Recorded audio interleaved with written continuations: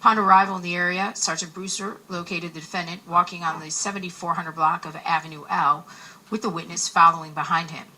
As Sergeant Brewster exited his patrol vehicle, the witness pointed out the defendant and stated, "That's who you are looking for." Sergeant Brewster called out to the defendant, who, unprovoked, raised a handgun with his right hand and fired the weapon at him multiple times. At the time he was shot, Sergeant Brewster did not have his weapon drawn and was simply trying to get the defendant's attention. Sergeant Brewster fell to the ground and relayed the defendant's description via police radio as he fled the scene on foot.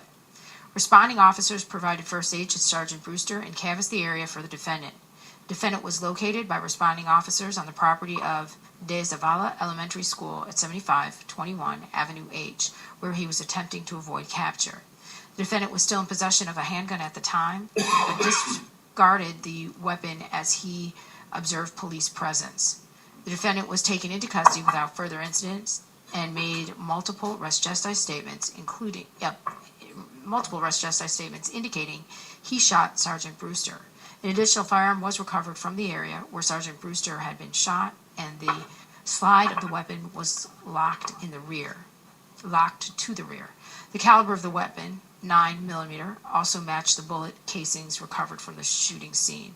The entire incident was captured on Sergeant Brewster's body-worn camera. Sergeant Brewster was transported to Memorial Hermann Hospital, where he was pronounced deceased as a result of multiple gunshot wounds.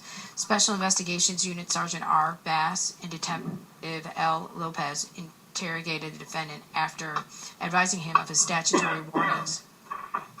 Defendant stated he was involved in a domestic disturbance with the witness prior to Sergeant Brewster's arrival. Defendant acknowledged he was aware Sergeant Brewster was a police officer and confessed he shot him in order to avoid arrest. The defendant admitted he was in possession of 2 handguns when contacted by Sergeant Brewster. The defendant confessed he discarded the murder weapon near the shooting scene and surrendered the remaining handgun while being taken into custody. The defendant described Sergeant Brewster as non-threatening, did not have his weapon drawn, and was waving both hands when he shot him. That's all I have, Your Honor. I do find that probable cause for further detention exists. His case is assigned to the 182nd District Court. The judge in that court is Daniel Lacayo. I'm setting his bond at no bond.